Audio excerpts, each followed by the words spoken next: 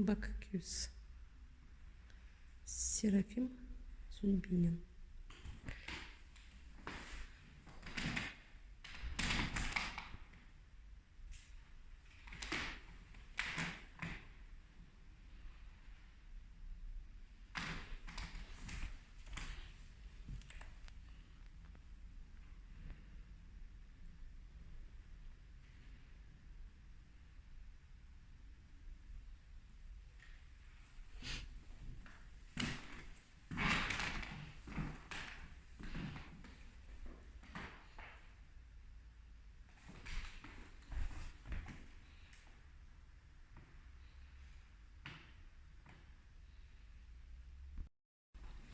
Je suis venue au musée russe pour regarder l'étoile de Konstantin Bogaïevski, le peintre russe qui est né en 1868 et mort pendant le bombardement en Crimée en 1943.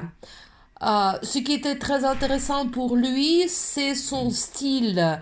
Euh, cette toile est appelée un paysage ordinaire, mais vous voyez bien que c'est un paysage vraiment fantastique, comme beaucoup d'autres dans ces toiles. Par exemple, ça, c'est le coucher du soleil.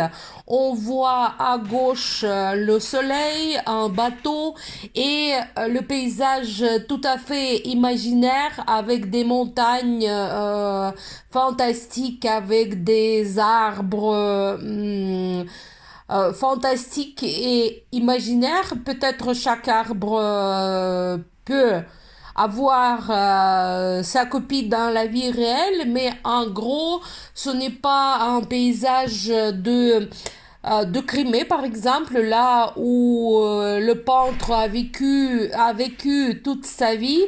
C'est un paysage plutôt fantastique. Et pour ces paysages-là, qui sont vraiment très beaux, je l'aime beaucoup.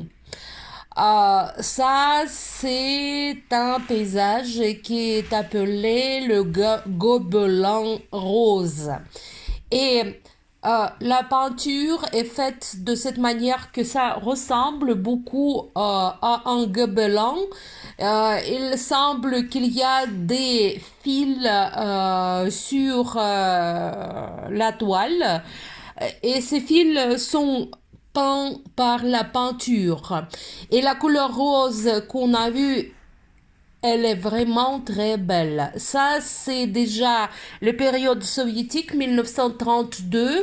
C'est l'extraction du pétrole, les paysages de beaucoup Bakou, à l'époque, Bakou c'est la capitale d'Azerbaïdjan actuelle. À l'époque, la capitale était comme ça parce qu'il y a beaucoup d'extraction de pétrole. Et c'est très intéressant de voir ces paysages industriels des années 30.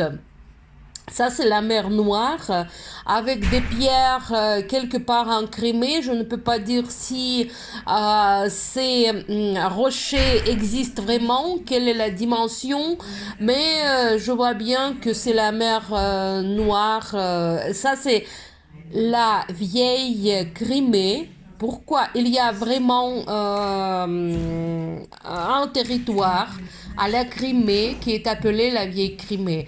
Pourquoi elle est appelée comme ça, je ne sais pas, mais j'aime beaucoup la couleur rose aussi sur cette toile. Ici, c'est une petite partie de la mer Noire bien sûr. La toile est petite, c'est-à-dire 50 cm sur 70 cm, mais la mer est tout à fait authentique sur la toile. Et ça, c'est le hall du palais des Stroganov, là où l'exposition se passe maintenant.